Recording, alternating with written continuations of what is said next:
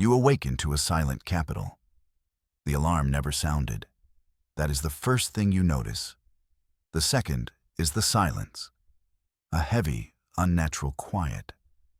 Your apartment on Coruscant Prime should be alive. Speeders should be humming through the sky lanes. The sounds of 1,000,000,000,000 lives should be a constant thrum. Today, there is only a dead calm. You rise from your bed. Your movements feel slow, deliberate. The air itself seems thick with dread. You walk to the panoramic window. The view that once inspired awe now brings only fear. The capital city is draped in red. Crimson banners hang from every tower. They bear a symbol you do not recognize, a clenched fist inside a broken star. The sigil of the ascendancy. The clones. They did it. They actually did it. The whispers of a coup were not just paranoia. Your heart hammers against your ribs. Every window across the sky lane is dark. Every balcony is empty. But you feel eyes on you. 1,000 unseen observers in the steel canyons. The clones are not just soldiers. They are wardens of a new, silent prison. You activate your private comms unit. Static. Total broadcast silence. The public channels are a loop. A single, calm voice declares a new era of order. It speaks of stability and strength. It calls the old republic decadent and corrupt. It calls your leaders, your friends, traitors. The voice is smooth, reassuring, and utterly terrifying. It is the voice of the prime clone, the one they called Regent. He was supposed to be a hero of the Outer Rim Wars, a legend. Now he is a tyrant. You look down at your hands. They are trembling. You were a senatorial aide, not a soldier, not a spy. You pushed datapads and arranged meetings. What can you do against an army that has conquered a galaxy overnight? The silence answers you. Nothing. Then you remember Senator Valerius. He was your mentor, your friend. Yesterday, he was worried. He told you to stay home. He told you to be ready. He gave you a look that said more than words ever could, a look that said goodbye. A sharp, percussive sound echoes from the street below. A patrol. You see them marching in perfect sync. Their white and red armor is immaculate. Their blaster rifles are held at a perfect angle. They are no longer guardians. They are occupiers. One of them looks up. Its helmet seems to stare right at you, right into your soul. You pull back from the window fast. Your breath catches in your throat. They know, or they will soon. Every citizen record, every communication log, they have it all. Your association with Senator Valerius marks you. It paints a target on your back. You are not safe here. You are not safe anywhere. The capital is a cage, and the door is closing. Panic is a cold fire in your gut. You need to run. But where? The spaceports will be locked down. The transport hubs will be swarming with clone patrols. Leaving the planet is impossible. Leaving your apartment block might be impossible. You are trapped. You begin to pace your small living space. The silence presses in. Your mind races through possibilities. Each one ends with a cell. Or worse, you were just a staffer, a nobody. Surely they have bigger targets to pursue. But the Republic was built on ideals. And people like you, the ones who believed, are the enemy of this new order. Your eyes scan the room. What do you have? A few credits on a personal chip. Worthless now. A few changes of clothes. A collection of old books. Nothing that could be called a weapon. Nothing that could get you past the first checkpoint. You are helpless. Then your gaze falls on the coat. Senator Valerius's coat. He left it here last week after a late-night strategy session. He was always forgetting things. You smiled then. It seemed so human, so normal. Now, The memory is a painful shard of glass in your heart. You run your hand over the fine Coruscanti wool. It is a piece of the world that is now gone, a relic. As your fingers trace the lapel, you feel something hard, a small lump sewn into the lining. It is deliberately placed, hidden. Your fingers fumble with the seam. You tear it open with a desperate pull.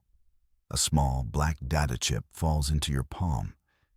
It is a military-grade stealth chip, encrypted and shielded from remote scans. This was no accident. The senator left this for you. He knew this was coming. He planned for it. You slot the chip into your private datapad. You pray the pad is secure enough. The screen flickers. A single file appears. Its security is layered a dozen times over. It takes you precious minutes to bypass it. You use the old codes the senator taught you. The passphrases based on his childhood poems, silly things you once teased him about.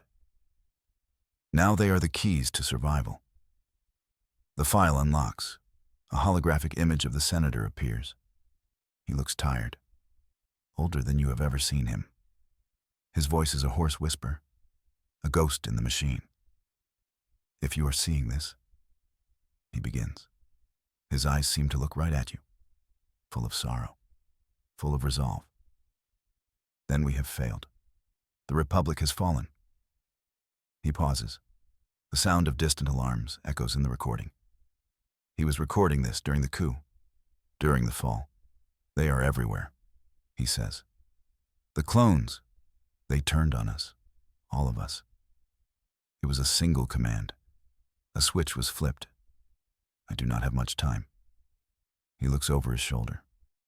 They are coming for me, but they cannot be allowed to win.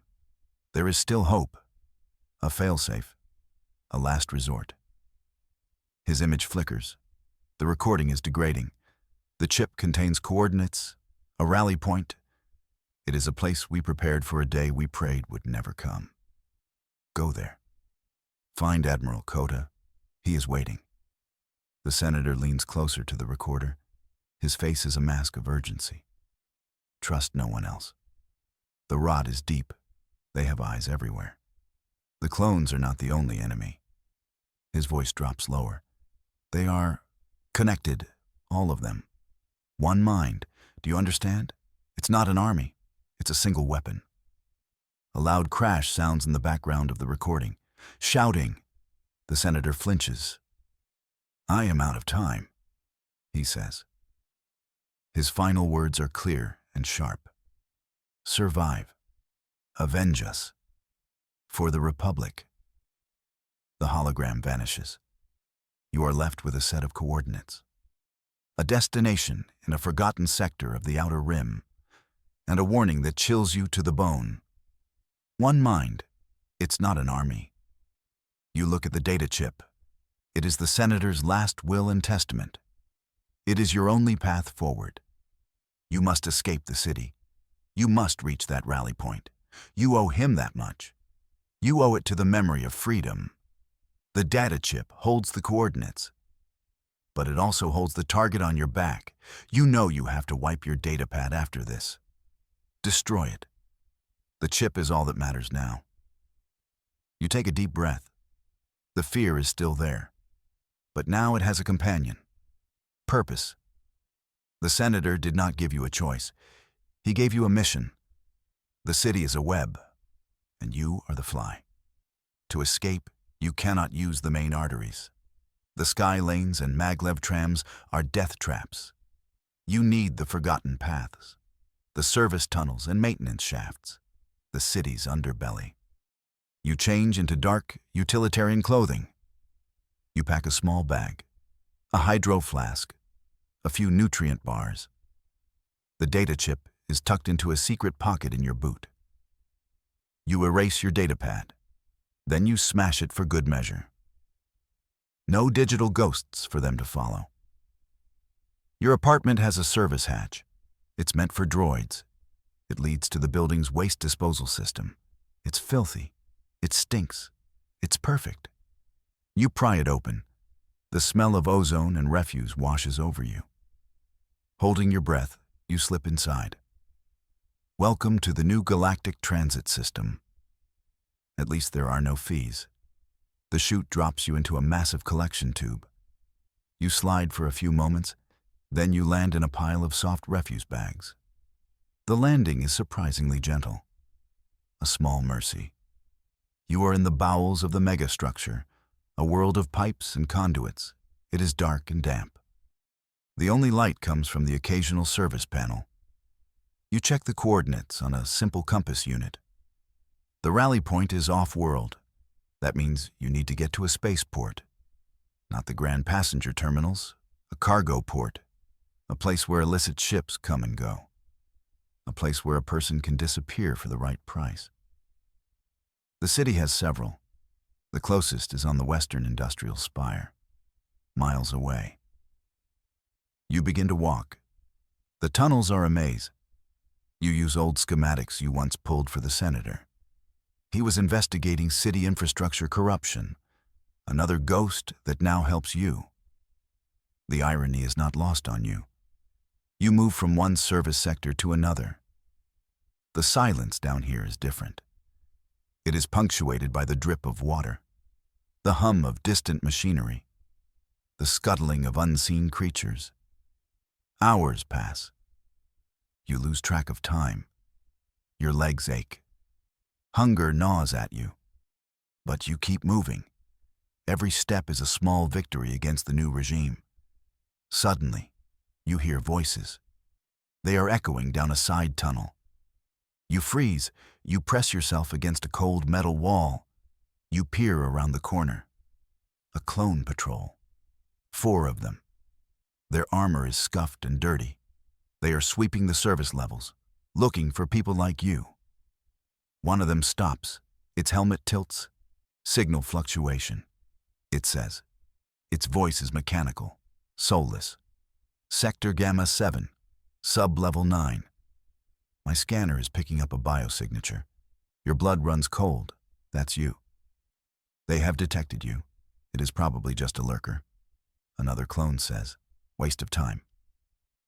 Regent's orders are clear, the first one replies. No unauthorized life signs.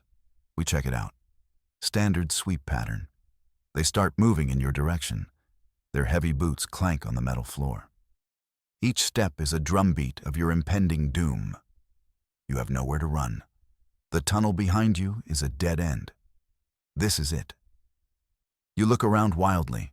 A large coolant pipe runs along the ceiling. It is thick and sturdy. Above it, a tangle of power cables. It is a long shot. A stupid movie hero kind of plan. You have no other choice. You jump. Your fingers catch the pipe. You pull yourself up.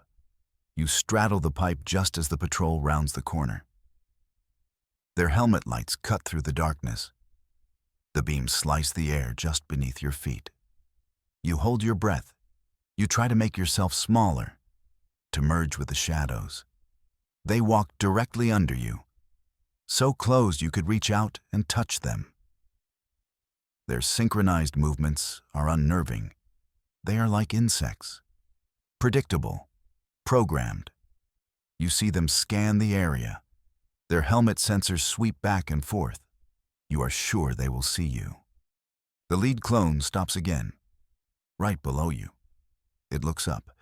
For a heartbeat, you are sure its visor is locked onto yours. Time stretches. The universe holds its breath.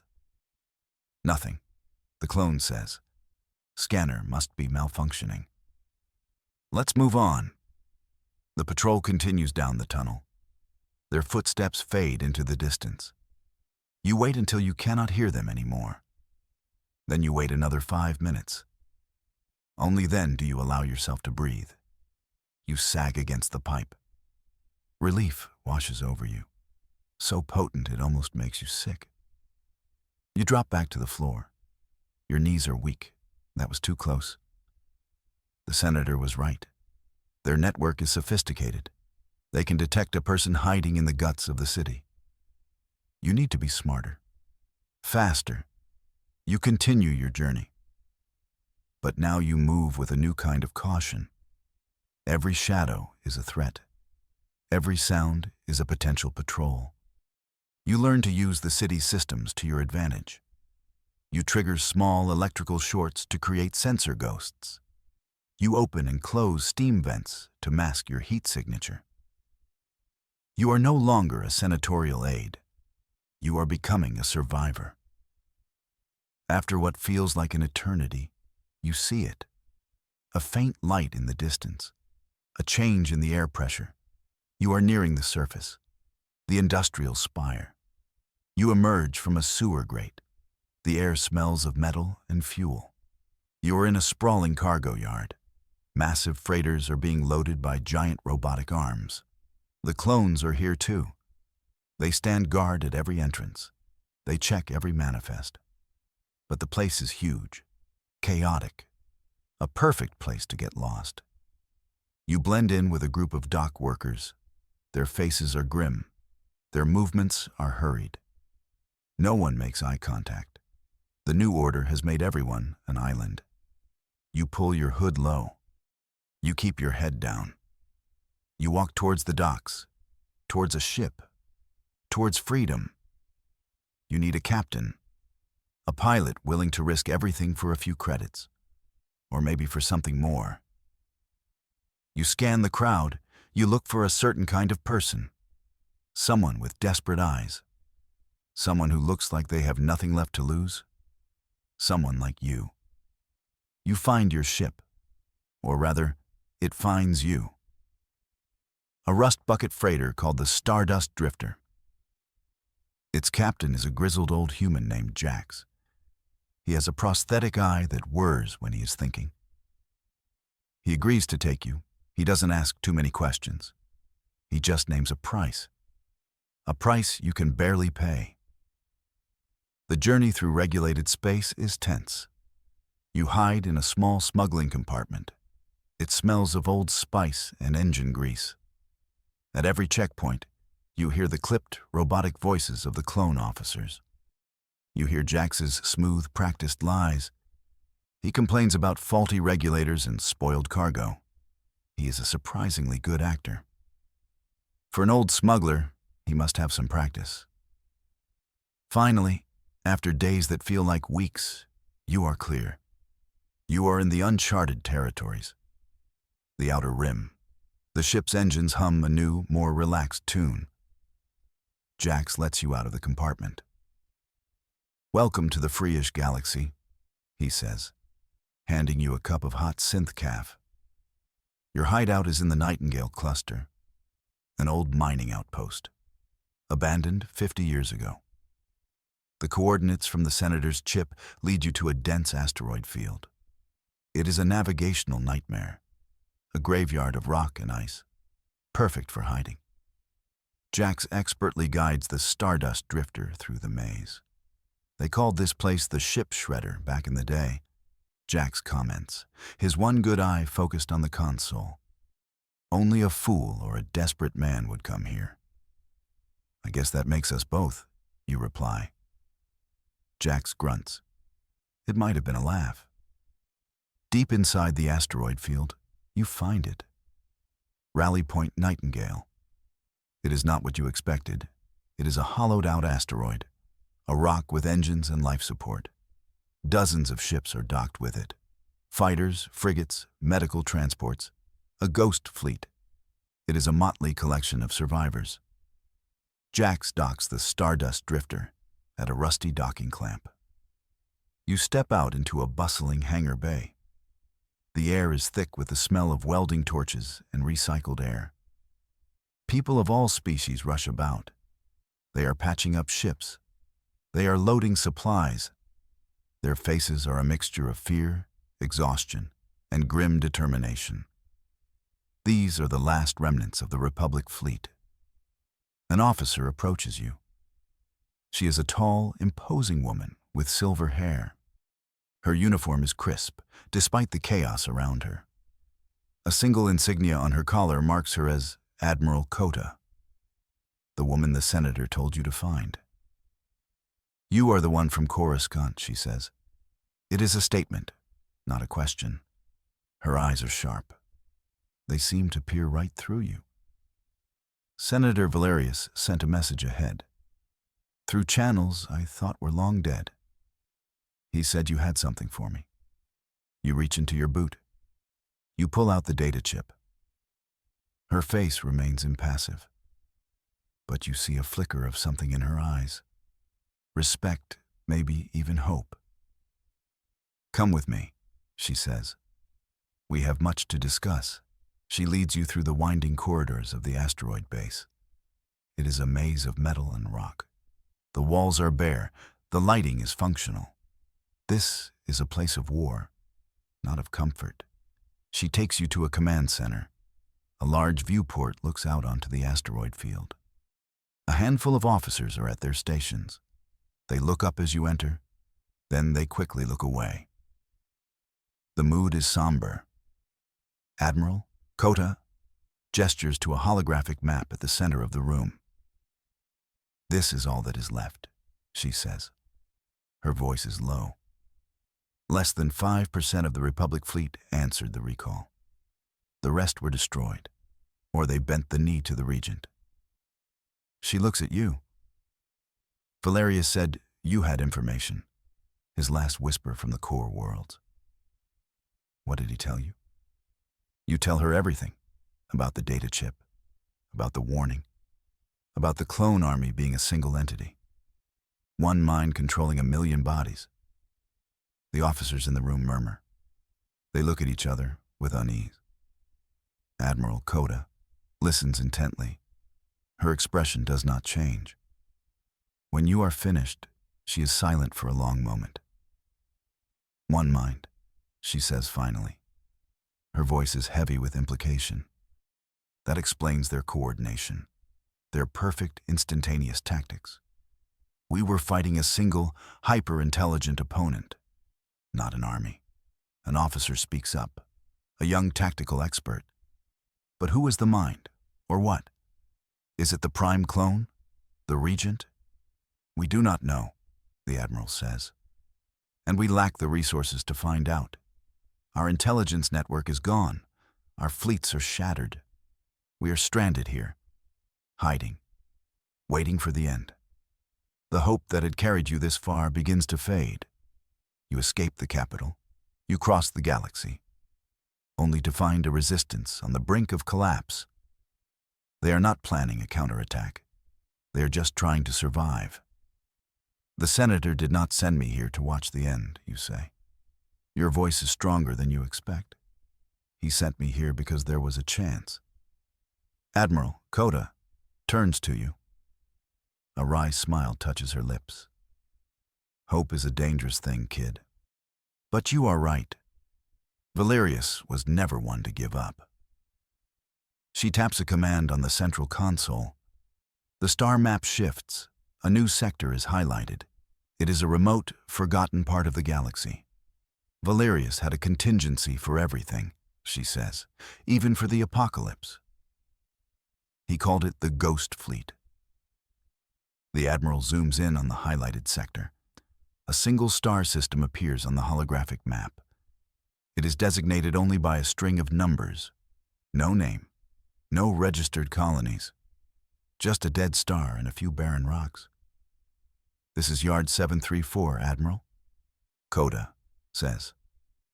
Her voice has a new edge to it, a hint of something you have not heard before. Excitement. Officially, it's a shipbreaking facility, a place where we send old rusters to be torn apart for scrap. She looks around the room, at the tired faces of her officers. Unofficially, it is our only real weapon. She brings up schematics. Images of massive, powerful warships flash across the display. They are older designs, heavy cruisers and dreadnoughts from the last Great War. They are blocky, ugly, built for a different era of combat, an era of brutal, ship-to-ship slugging matches. The Ghost Fleet, she says, a note of reverence in her voice. Over 100 capital ships, decommissioned years ago under the Galactic Disarmament Treaty. The politicians said they were obsolete. Too expensive. Too provocative. The young tactical officer whistles softly. 100 dreadnoughts? Admiral, with that kind of firepower. With that kind of firepower, we could actually fight back, Coda finishes. The Ascendancy's ships are new, fast and sleek.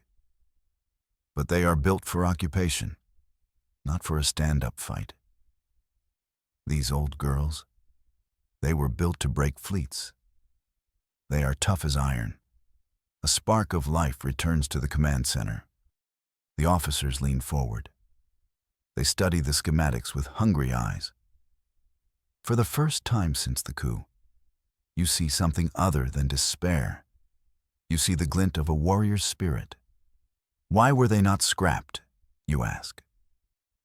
The Admiral smiles, a genuine predatory smile.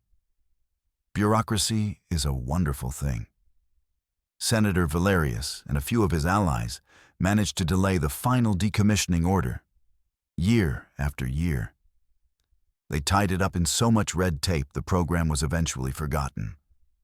The ships were put in cold storage, mothballed, waiting. She points to the map. They are powered down, their reactors are offline, their weapons are cold, but they are fully armed, fully supplied. All they need are crews. The excitement in the room deflates slightly. The Admiral's gaze sweeps over her small staff. We have the pilots, the engineers, the soldiers, but we do not have the numbers. We can crew maybe a dozen of these ships, a single squadron, not a fleet. It's a start, you say. A dozen dreadnoughts is better than none. It is, the Admiral agrees. But it's not enough to retake Coruscant. It is not enough to win the war. It is enough to make a very loud, very final statement. She walks to the viewport. She stares out at the small collection of ships docked to the asteroid. Our people are scattered, scared, hiding in the dark. They think they are alone. They think the Republic is dead. We need to show them they are wrong. She turns back to face you all. Her voice rings with authority. Our first mission will be to secure the Ghost Fleet. We will take what ships we can. Then we will use them. We will hit the Ascendancy where they least expect it. We will remind the galaxy what freedom looks like. A cheer erupts in the command center. It is ragged, exhausted. But it is real. The ghost of a plan has become a mission. But Admiral, the tactical officer says, his enthusiasm tempered with caution. Yard 734 is deep in a contested zone. The Ascendancy will have patrols there.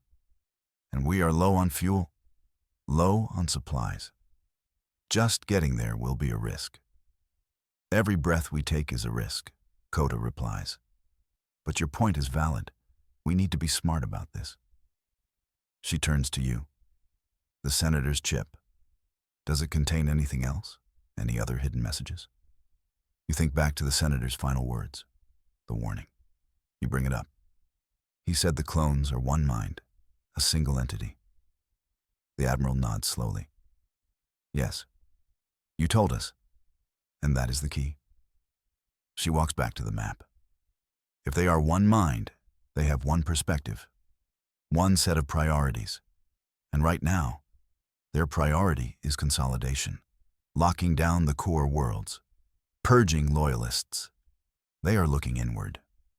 She gestures to the outer rim, to the vast, untamed expanse of space where they now hide. They will consider us a nuisance, a handful of scattered survivors.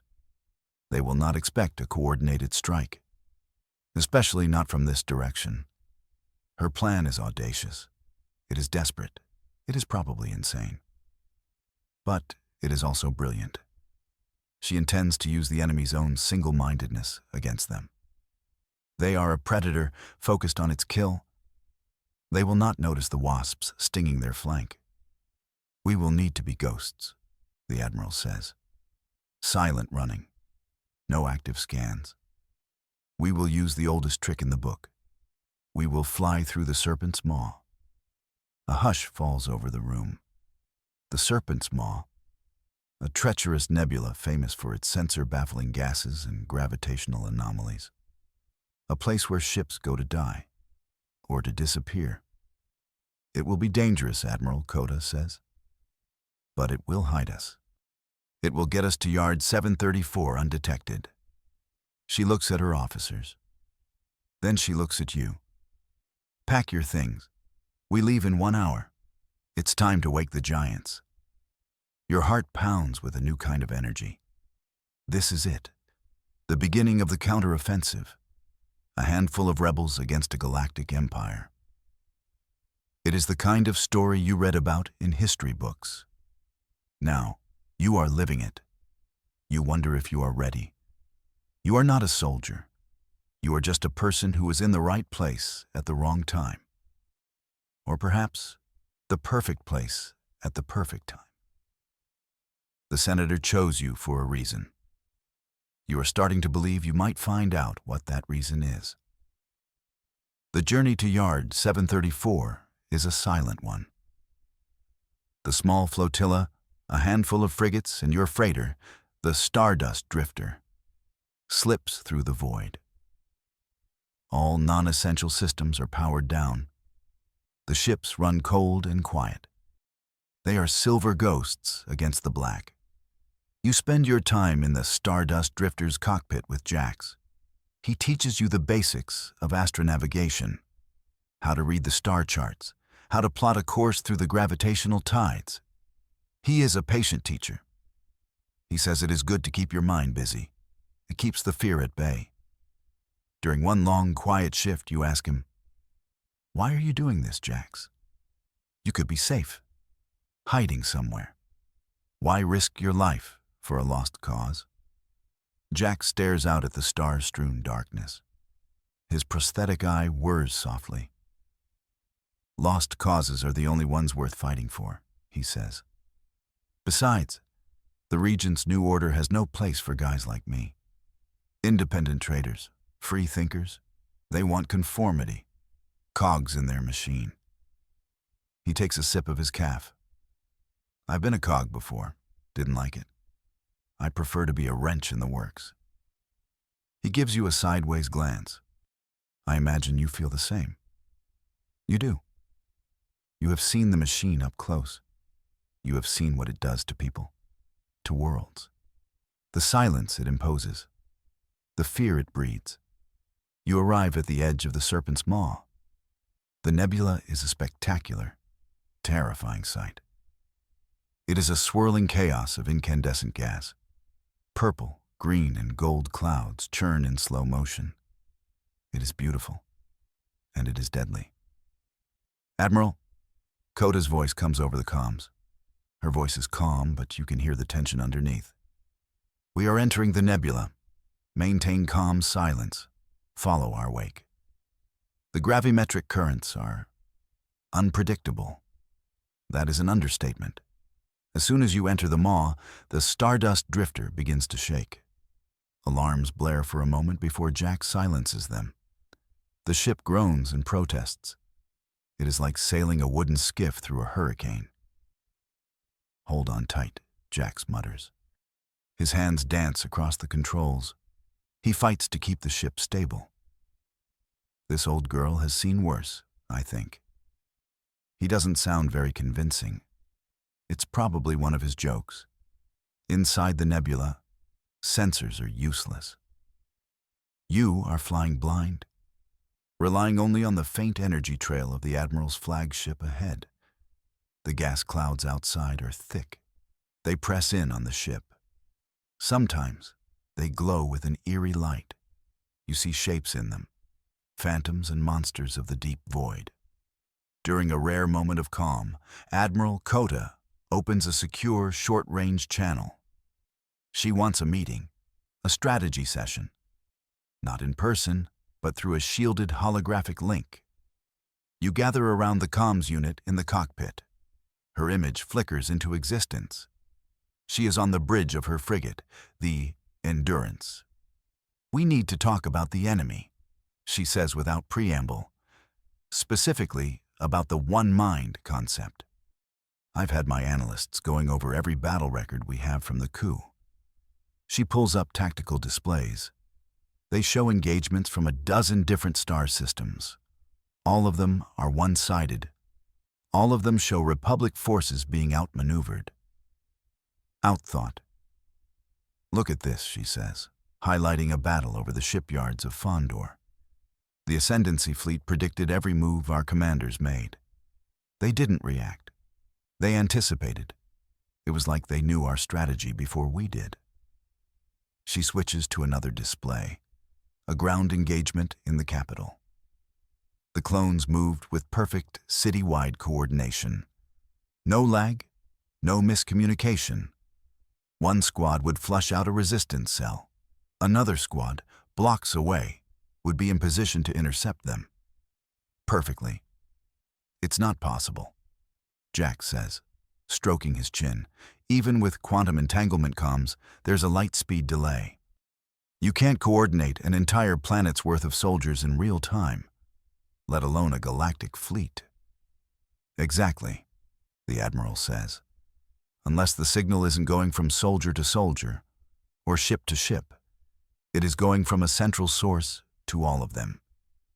Simultaneously." A cold dread settles in the cockpit. "You are not just fighting an army. You are fighting a network, a single consciousness with millions of eyes and ears, millions of hands holding guns." "This changes everything," the tactical officer's hologram says. "Our traditional strategies are useless. We cannot flank them. We cannot surprise them. If one of them sees us, all of them see us." "It is their greatest strength, Admiral," Coda says. "But it may also be their greatest weakness." She leans forward. Her holographic eyes seem to burn with intensity. A network can be disrupted. A single mind can be distracted, or even attacked. She looks at you. The Senator's message. He sent it to you. He trusted you. He must have believed you were part of the solution, not just the messenger. You are taken aback. "Me? Admiral, I'm just a staffer. I push data pads." "You were a senior aide to a man who was planning for this war," she counters. "You know how he thought. You know his secrets. You decoded his message. Do not sell yourself short." Her words echo the thoughts you have had yourself. The Senator chose you. He did not pick a soldier or a spy. He picked you. There must be a reason. "But what?" the Admiral continues. "The source of this controlling intelligence, the mind, that is the center of gravity.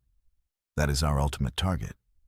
If we can find it, if we can sever its connection to the clones, the army will collapse."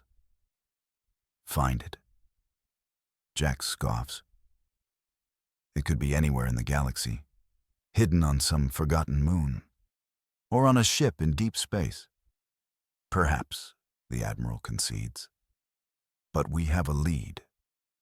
The Senator's message contained more than just the coordinates for Nightingale. It had fragmented data packets embedded in the encryption. My team is still trying to piece them together. They seem to point to another location, a place deep in the uncharted regions. The idea is staggering. A quest to find the ghost in the machine, to hunt down the mind that controls 1,000,000 puppet soldiers. It is a mission straight out of myth. "For now, our objective remains the same," the Admiral says, her voice firm again. "We secure the Ghost Fleet. We need the firepower. But after that, our war will not be fought for territory. It will be a hunt."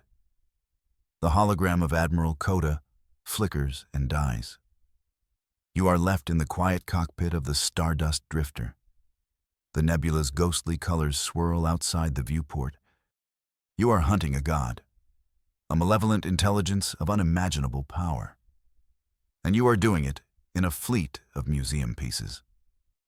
Jax lets out a long, low whistle. "Well, kid, he says. You certainly know how to pick your rebellions. This one's a real classic. He cracks a smile. Never a dull moment.